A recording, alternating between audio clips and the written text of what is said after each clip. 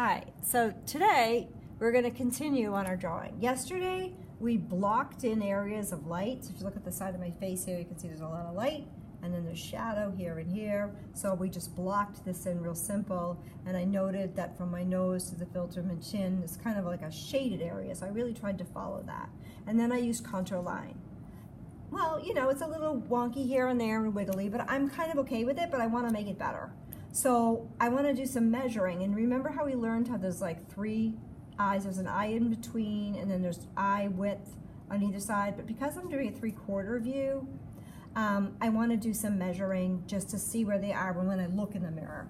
So if I look in the mirror today, I kind of like this eye, this one didn't come out too clear, so I'm going to measure. So if I close one eye and I measure with my pencil on my screen here, I can measure from one end of my eye to my other, and I scoot my thumb over, and then I'm going to scoot where the end of my pencil is to the tip of my nose or the edge of my eye. And I kind of see my other eye isn't really starting there yet. It's like the eyebrow is, but the eye isn't. So I'm going to just kind of line that up. Well, it is. It's just right in here. So it actually does kind of work. So if I measure from here to here, and I actually think that this eye ends here, all right, to be honest with you guys. I think I made it a little bit too big. And that's normal, just so you know. We always make our eyes a little bit too big. I also want you to note while I'm doing this is that I left my eye kind of grayed out because you don't want it to pop. You want it to nest inside your eye socket there. So I'm going to measure from here to here, from here to here. Yeah, and it's right here. But what I want to do is go back and measure from here to here to here to here, and how wide is my eye. So my eye does end right about there. So I can see it's not in a bad position, but I want to make it better.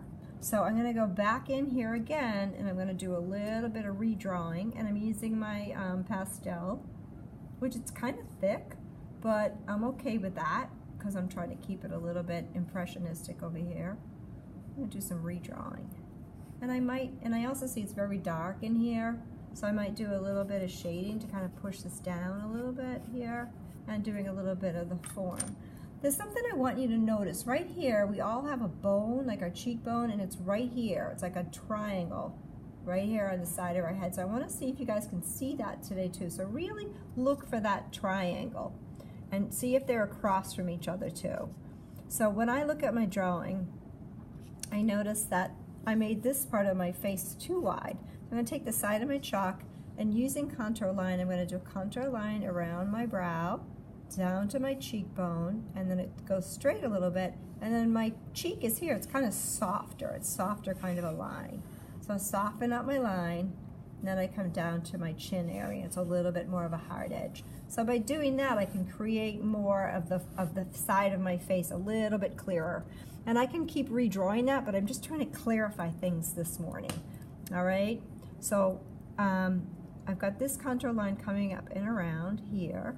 All right, it's doing that. And I've got this cheekbone here, and my lips. So how do we draw light and dark? So I'm going to do a little bit of shading here, because I see it right here on the edge of my cheekbone. So you want to keep looking, looking, looking. Now my nose looks pretty dark, but I see this wonderful light on my nose right here. So I want to actually draw that light in. And it's a little bit of a bump. So I really kind of trying to make my nose pop a little bit. I'm going to redraw that, pop a little bit more, okay? And my lips, trying to get the highlight on here. The highlights dance over the form of your face by slowing down and going back in and drawing the light, kind of doing a bit of a hatch as I'm imagining I'm following the form of my face. And goes in here too. That really can start to make you look real. Now, one thing that can happen a lot in art when we're drawing is we think we're drawing our facial features and we think they look great, and then we stop and we look at them and they're like crooked. So I just dropped my pencil. But one thing that happens a lot is kids will start a self-portrait and their mouth will end up out here.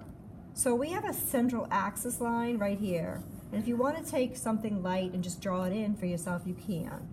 All right? So you want to check. So if you close one eye and you check, you want to check and make sure that your mouth is not like out here.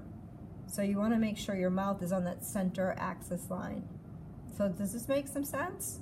So do check your facial features, that they're in line with each other, but also the width too. So you want to keep adjusting your widths as you draw today. So it's going to take some time. So today I would go a little bit slower than yesterday and really start to sort of feel your way around. And again, I apologize, my mirror is here, so I can't finish back here with my ear.